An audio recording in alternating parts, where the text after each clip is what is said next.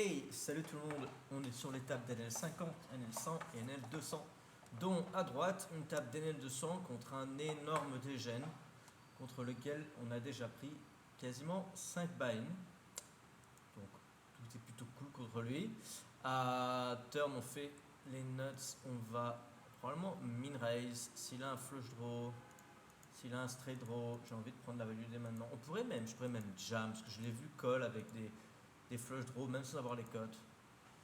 Mais là, l'idée, c'est que je pourrais peut-être même le motiver à revenir par derrière avec des mains complètement random.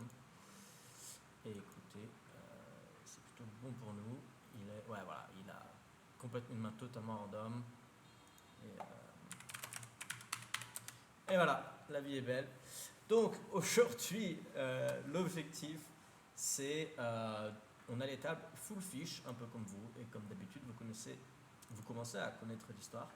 On va s'entraîner à réfléchir de manière intelligente pour exploiter les tendances des fiches. Donc déjà, premièrement, quand on a des tables aussi belles, on fait attention à pas open trop lose early position puisqu'on va tout le temps se retrouver en multi-way. Donc ça va demander de la discipline, d'être capable d'être patient et de folder. De bonnes mains parce qu'on n'a pas envie de jouer en multi-way avec par exemple As-9 off ou cut-off. Paire de 2, vous savez quoi? Si Shizo raise, est-ce qu'il va vraiment folder? Je pense pas qu'il va vraiment folder. On est en position, on va juste call, voir un flop. On regarde sa stat de CBET, 57, c'est un mec, c'est très différent par exemple de ce mec là qui CBET 32%. Un mec qui CBET 32%, on va faire beaucoup plus attention quand on fait face à un CBET. À droite les As, on va pas ouvrir 2, on va pas limper, cette table est très passive, personne ne 3 bet. Donc on va juste open 3, sizing standard, en se retrouvant heads up contre un fiche. Ma main a 3 streets de value, on est très deep, mais on a 3 streets de value. Je vais 2 tiers, me faire payer par toutes les middle pairs, toutes les top pairs, toutes les flush draws. C'est important ici de miser cher, je pense. Ça aurait été un board très dry du style roi 7 de rainbow. On pourrait plus miser très cher, puisque tout d'un coup, ça va être compliqué de se faire payer par moins bien. Mais sur ce board là, c'est plus la même histoire. Paire de 8, notre ami, j'ai une note sur lui comme quoi il pote avec des deuxièmes paires. Donc ici on va call. Et sur cette turn, on va folder. La turn connecte avec sa range de bet au flop. Donc s'il bluffait flop, il pourrait toucher un 10 et continuer à barrel. Il pourrait toucher une straight, un flush. Donc on va juste folder, même si on a une good shot. De plus, il prend un gros sizing, plus un timing assez rapide. À droite, on est en bon pot. Un mec standard, il pot. On va pas raiser, on va juste call. Ici, c'est très dangereux de raiser. On va se faire rejam. Et on n'a pas envie de se faire rejam, on a envie de voir la turn, réaliser entre guillemets notre équité. On a une décision turn, on pourrait block bet pour l'empêcher de mettre un énorme parpaing. Le problème du block bet, c'est que si on block bet, il risque de quand même raiser.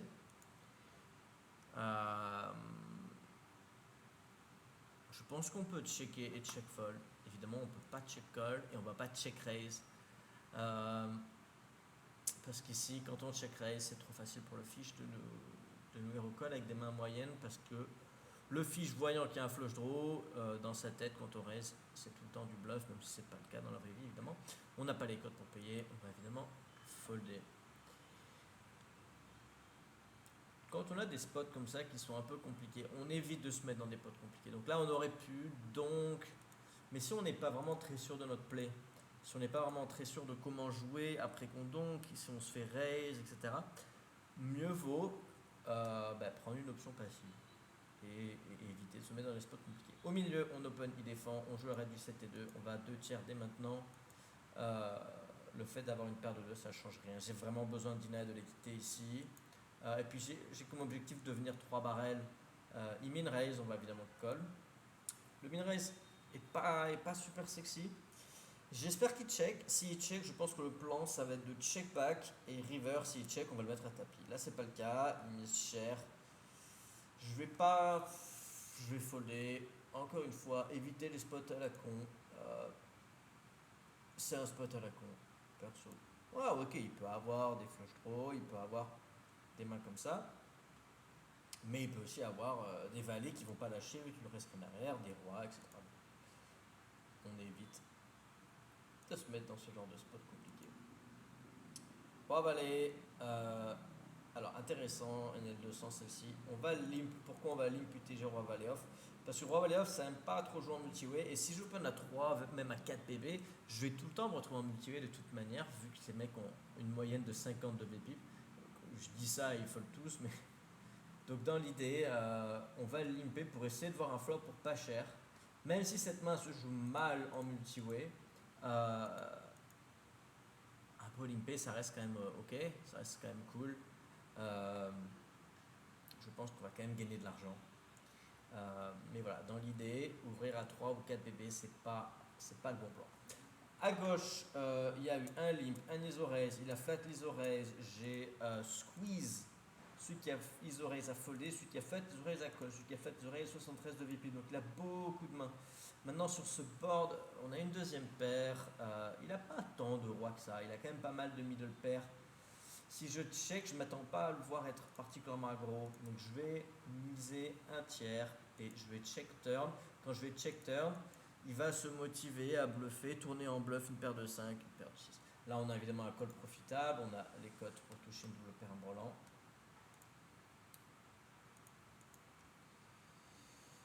Alors, il nous dit qu'il a quoi? Il pourrait avoir roi-dame, il pourrait avoir paire de 7, il pourrait avoir... Je pense il n'a pas de roi de dame, il a des flush draws, ça fait un peu chier. Il a min raise flop. Il peut faire ça avec des rois, il peut avoir des rois valet off, il peut avoir des rois 10 off, il peut avoir tous les rois suités. Snap demi-pot. Snap demi-pot.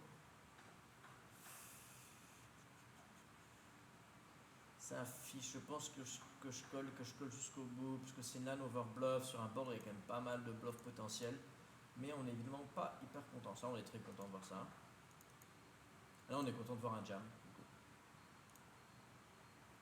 Mais bon, ça veut pas dire qu'il peut pas avoir de roi. Mais... Bon, ok. Ok. Ok. Bon. Alors, on va prendre des notes. Ah, ça, baleine.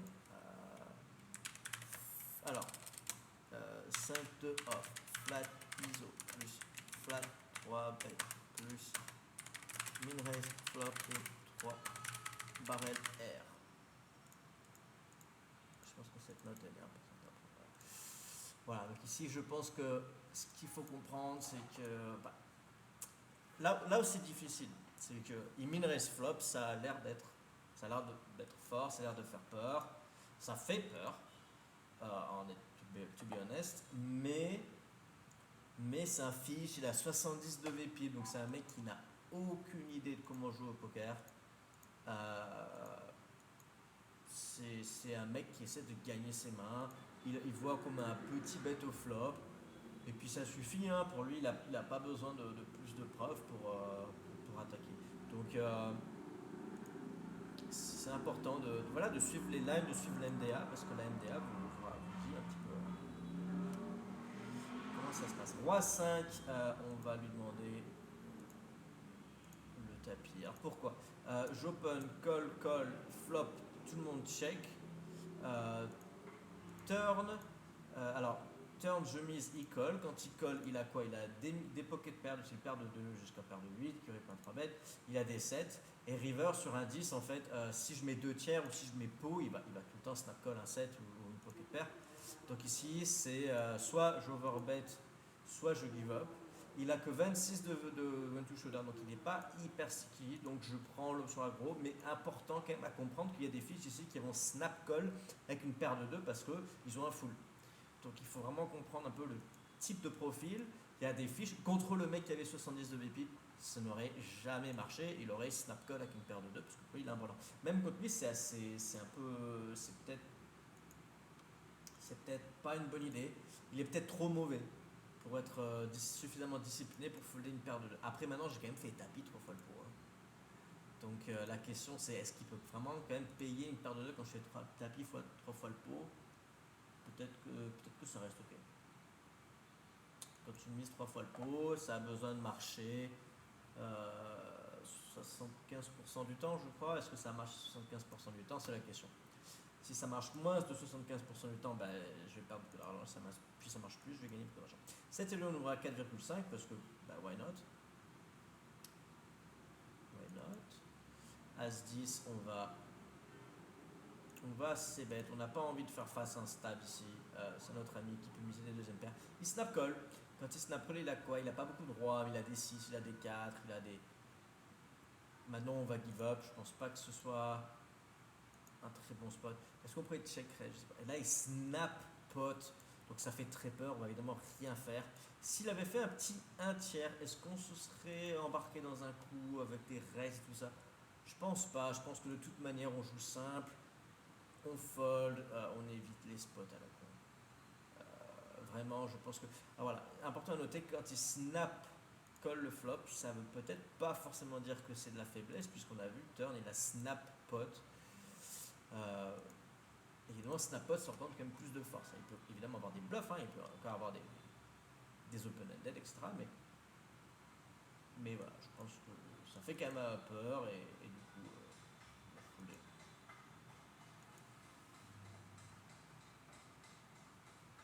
pot, c'est un sizing under bluff et le timing aussi un peu under bluff. Donc voilà, on évite de se mettre dans des spots compliqués. On évite. Est-ce que mon ami est toujours en train de regarder? Il n'est pas en train de regarder, il est parti. Je l'ai dégoûté. Le mec à droite que j'ai déstacké, ça fait 1h30 que je lui mets des bad beats dans la gueule. Et ouais, c'est pas terrible pour lui. As-6, on open, il flat. Ici, j'ai vraiment envie de ces bêtes. Encore une fois, je mets tout petit. Ici, il faut qu'il fold seulement, même pas 20% de sa range en fait. Il faut qu'il fold peut-être seulement 15% de sa range. Or, sur ce board, en fait, il va folder facilement 30%. Il a toutes ses mains du style 5 et 6, toutes ses mains du style valet 3 suité. Des tas de boosts comme ça. Maintenant, turn, on va checker dans l'optique de check call. Il a encore plein de poubelles, il a des flush draws, il a des auteurs rois, des auteurs as, il a plein de mains débiles. Et là, la question c'est est-ce qu'on raise? Alors, quand on raise, on va jamais lui faire folder un 4, on va pas lui faire folder moins bien, enfin mieux, pardon. C'est close, c'est close. On peut call, on peut fold.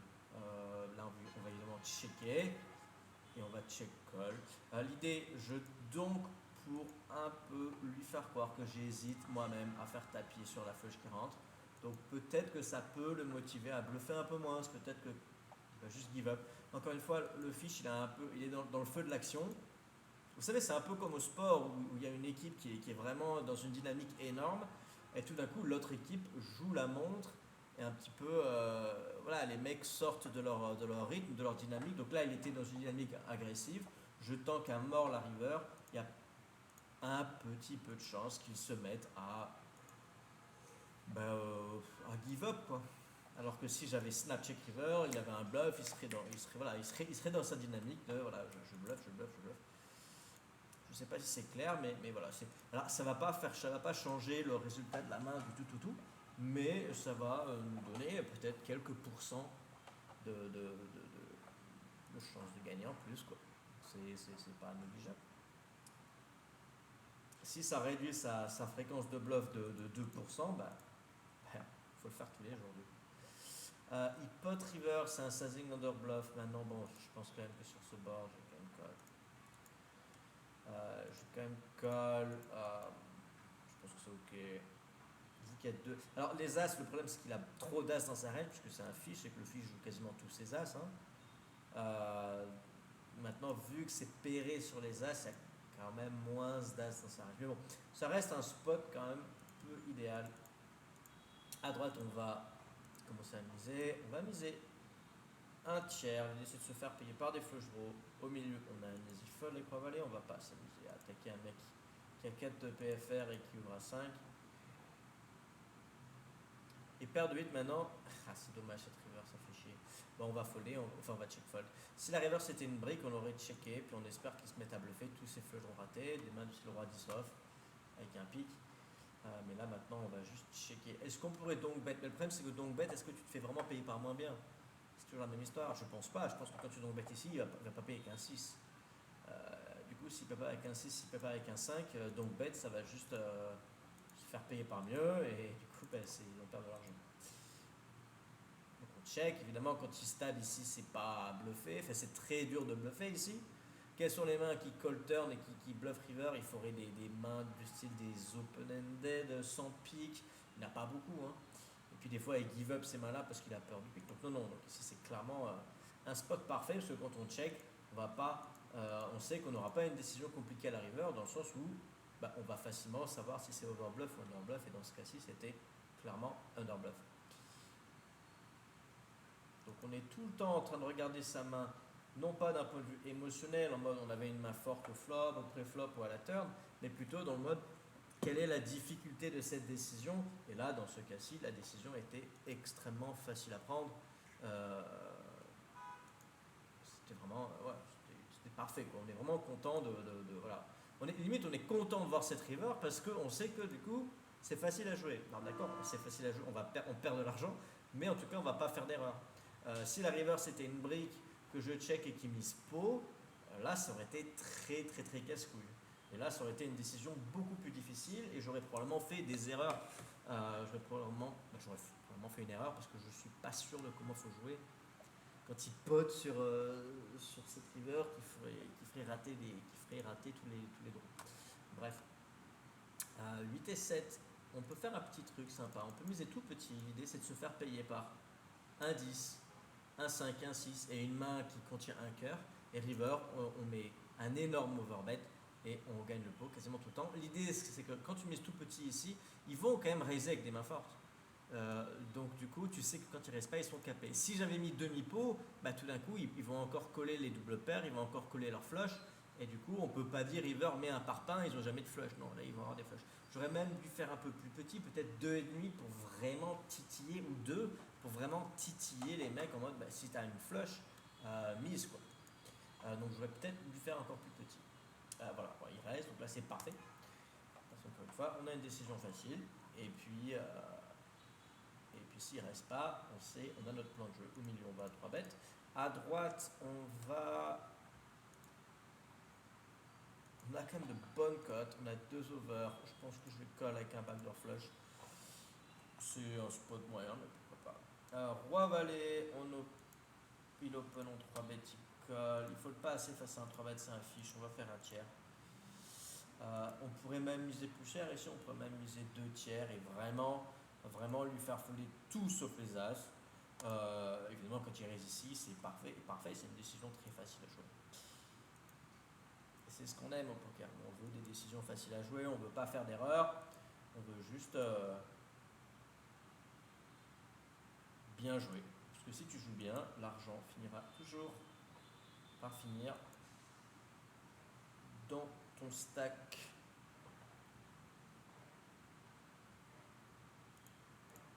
As-3 off, on y va, hein. On peut même mettre plus cher, ça me gêne pas. L'idée c'est vraiment d'attaquer pré-flop. Les dames, il ouvre à 7. Alors, est-ce que j'ai une note sur si c'est. Non. Si. Il ouvre valet 4 suité, 4 bébés, donc ça ne veut pas forcément dire grand chose. On va à 3 bêtes, mais on va à 3 bêtes juste x3. As-roi à droite, on va c'est bête, on n'est pas. Voilà, c'est un fiche, il a trop d'as dans sa range, donc on y va. Hein.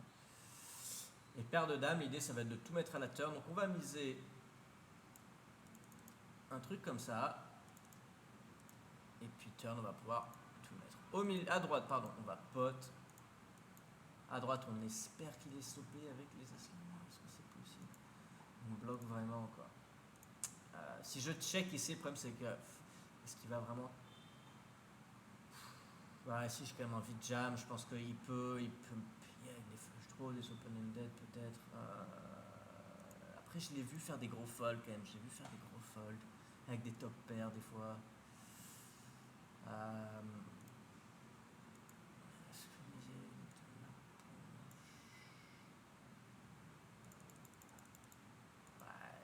si je mets 40, je mets 67, c'est pareil. Hein. Donc, ouais, il y a deux flush draws. Donc, de base, c'est pas une erreur de jam, parce que juste il y a deux flush draws. J'ai pas du tout envie de jouer la river. S'il fold roi valet de trèfle, je suis très content. Parce que si le roi valet de trèfle, il est censé prendre 30% de ce pot. Et là, maintenant, il prend 0% de ce pot. Bah, apparemment, s'il montrait un 9, il avait soit les 9, mais les 9 auraient tout le temps snap fold à la turn. Donc, c'est très rarement les 9. Ça va pas être dame 9. Enfin, il peut avoir dame 9 de cœur, j'ai pas de dame de cœur, mais bon, est-ce qu'il va vraiment open dame 9 7 BB, enfin 7 BB, ça m'étonnerait. Non, donc je pense que c'est cool, on est quand même content de voir ce fold. On est content de voir un call, on est content de voir un fold. Fait de base, voilà, c'est un spot. C'est un spot sympa, c'est un bon spot, donc on est content. Évidemment, on préférait qu'il colle et qu'on gagne, mais il peut aussi coller et on perd. À droite, on va venir squeeze notre ami le fou, c'est celui qui a perdu beaucoup d'argent pour nous. Et on veut un petit peu lui rappeler, c'est qui le patron? C'est moi le patron. Voilà. Tu fais ça, il peut rejam, du coup lui il va être bloqué. Malheureusement il n'a pas pris le spot de rejam, il ne peut pas call par contre frérot, si tu colles c'est que tu as vraiment une premium. Et ici on va checker et on va jamais folder parce qu'évidemment il a toutes ses mains de style roi 10, roi valet, dame 10. Donc ça colle. Et voilà, pré-flop il a as 9.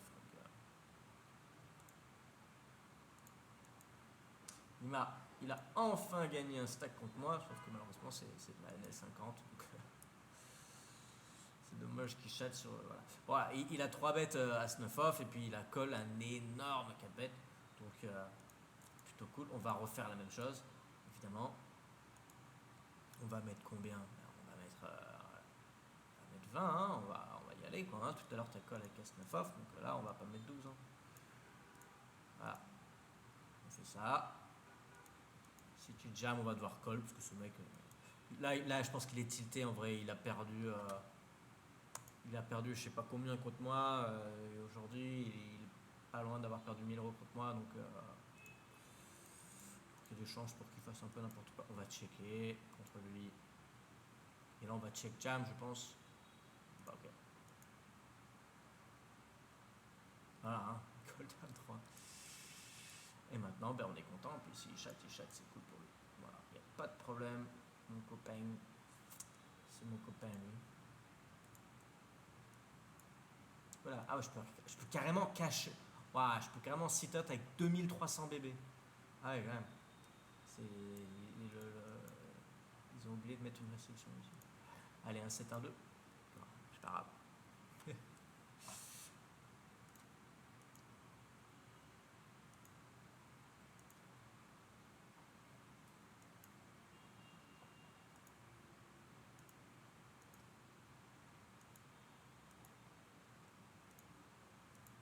Faut jouer avec les emojis, c'est bien. Ça titille les mecs.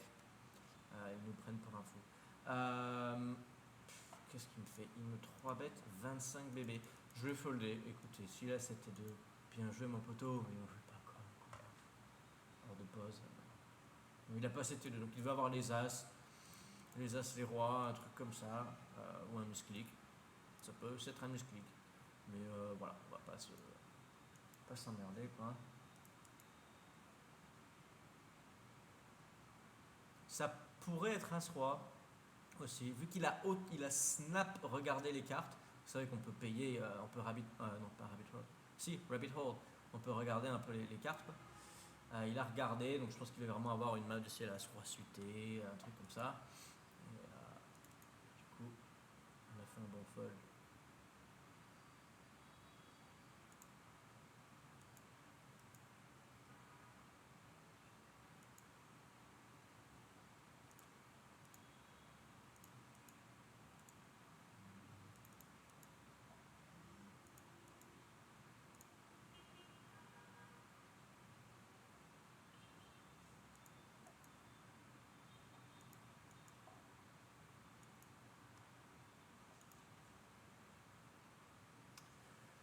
« 4 et 3, on va folder. Voilà, d'accord. C'est la deuxième fois qu'il me met un truc comme ça. Ok, donc là je retire tout ce que j'ai dit juste avant. C'est un mec, genre, est-ce qu'il est tilté? Est-ce qu'il a beaucoup perdu? Ah non, ça va, il a juste perdu un buy-in, donc je sais pas. Je sais pas ce qu'il nous fait. En tout cas, on est content, on va juste attendre d'avoir les papiers. À 10-2, on va miser. Maintenant qu'il a check flop, il va avoir des mains faibles. On a envie de value, protéger notre main. Jamais se le payer. Et là, pareil, on va tanker. Évidemment, on va pas snapper. L'idée, c'est de représenter de la faiblesse pour se faire payer par moins bien. Se faire payer par un 3, un 4, un 7, un 8, une autre as. Pas cette fois, la prochaine fois alors.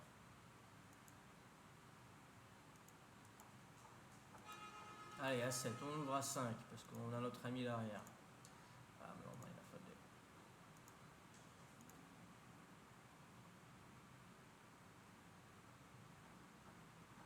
Roi 5 à gauche. On va commencer à attaquer. Autoras, on aurait check.